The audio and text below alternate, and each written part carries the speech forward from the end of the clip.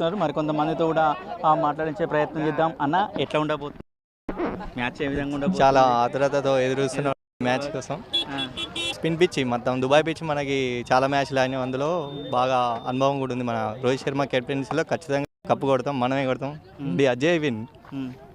Right, మొత్తం కూడా చాలా వరకు కూడా ఎంజాయ్ చేస్తున్నట్టు పరిస్థితి కనపడుతుంది. చాలా ఉత్కంఠ ఉంది. మేము ఉదయం గురించి పెద్ద ఎత్తున చూస్తున్నామని కూడా చెప్తున్నట్టు పరిస్థితి ఉంది. ఎట్లా ఉండబోతుంది? న్యూజిలాండ్ ఫైనల్ జరగబోతుంది. ఫైనల్ జరిగిన రేపు 2019 సెమీస్ ఓడిపోయింది. అది ధోని రన్అట్ తోటి మ్యాచ్ అదే ప్రతీకారం తోటి తీర్చుకోవాలనుకుంటున్నాం. అదొకటి. రోహిత్ శర్మ కూడా ఫామ్లోకి కొంచెం బలంగా పార్ట్నర్షిప్ ఇవ్వడం కూడా ప్లస్ ఇవ్వాలని కోరుకుంటున్నాం. అదేవిధంగా గిల్లు కూడా కొంచెం ఫామ్లోకి వచ్చి మళ్ళీ ఒక సెంచరీ కొనటం కూడా ప్లస్ కావాలని కోరుకుంటున్నాం. పవర్ ప్లే స్కోర్ ఇవ్వడం ప్లస్ అనిపిస్తుంది. అదే బ్యాటింగ్ టాస్ ముఖ్యం అంటున్నారు. అక్కడ టాస్ ఇంపార్టెంట్ కావాలని టాస్ మన రోహిత్ శర్మ 10 సార్లు టాస్ ఓడిపోవడం జరిగింది.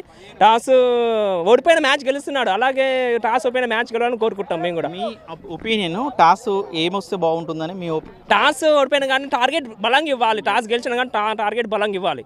టార్గెట్ బలంగా ఇస్తే ప్రత్యర్థికి కొంచెం అవతల నెట్ వచ్చే అవకాశం ఉంటుంది.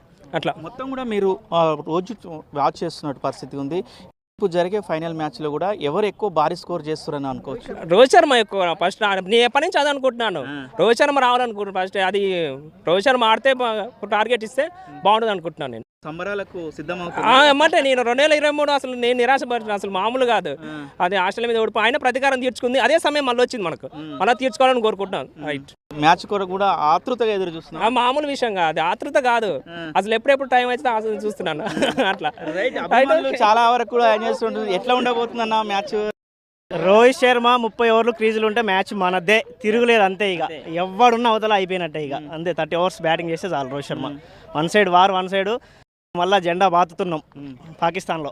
రైట్, మొత్తంగా కూడా ఆ క్రికెట్ అభిమానులు కానీ మొత్తం కూడా చాలా వరకు కూడా ఎట్టి పరిస్థితుల్లో మ్యాచ్ ఇండియా గెలుస్తుందని కూడా ఆశాభావం వ్యక్తం చేస్తున్న పరిస్థితి కనపడుతుంది. మొత్తం కూడా ఇన్ని మ్యాచ్లు చూసినాం, అన్ని మ్యాచ్లు కూడా ఇండియా గెలుచుకుంటూ వస్తుంది.